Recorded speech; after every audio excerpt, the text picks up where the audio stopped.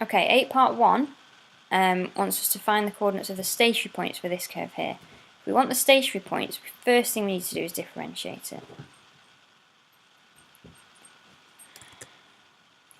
So if we differentiate each term at a time, the 27 will go, 9x will become 9, minus 3x squared will become, bring the power to the front, it becomes 6x, and negative x cubed will become negative 3x squared. So, stationary points happen when the gradient is equal to 0. So if we now say that when dy by dx equals 0, we're going to have 9 minus 6x minus 3x squared equals 0. Now you can factorise that the way it looks, but lots of us are uncomfortable with having a negative x squared term. We like to have the x squared term positive. So if we now times everything by negative 1, that will become negative 9 plus 6x plus 3x squared equals 0, which is the same as 3x squared plus 6x take away 9. And that looks much more the way we're used to. You might have spotted, it doesn't matter if you don't spot this, but you might notice that they divide by 3. So we can also divide by 3.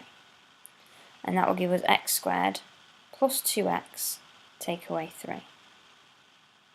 You could factorise this and you'll still get the same final solutions, but if you do spot things like that, it will make things much easier for you.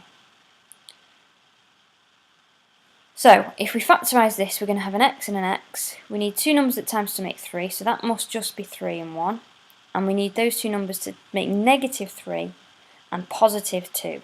So that will give me I'll need a plus 3 and a minus 1 there. And that tells me that the roots to this equation are negative 3 and positive 1.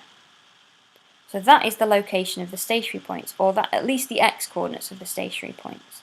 We actually need the full coordinates of the stationary points. So now we need to go back and put our two coordinates that we found for x into the equation to get the y values. So let's do it one at a time. We've got when x equals negative 3, we'll get the hard one out of the way first. Y is equal to, what was it? 27 plus 9x. So 27 plus 9 times negative 3. Then it was take away 3x squared, take away x cubed. So that's 27 plus, as I said, 9 times negative 3 minus 3 times negative 3 squared. I'm going to put that negative 3 in a bracket so that I don't forget about the negative sign, and take away negative 3 cubed. So that's 27 minus 27 minus 3 times minus 3 squared. Minus 3 squared is 9. So that's minus 3 times positive 9. So that's minus 27. And then we've got minus 3 cubed. Minus 3 cubed is 27. So we've got minus 27. So that's plus 27. So 27 minus 27, 0. Minus 27 plus 27 is still 0.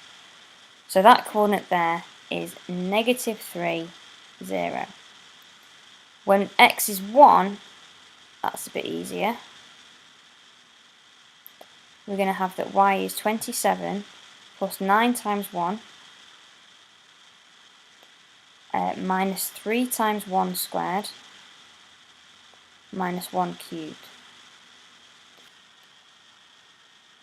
which is 27 plus 9, take away 3, take away 1. So that's 36, 32. So that other coordinate is 1, 32.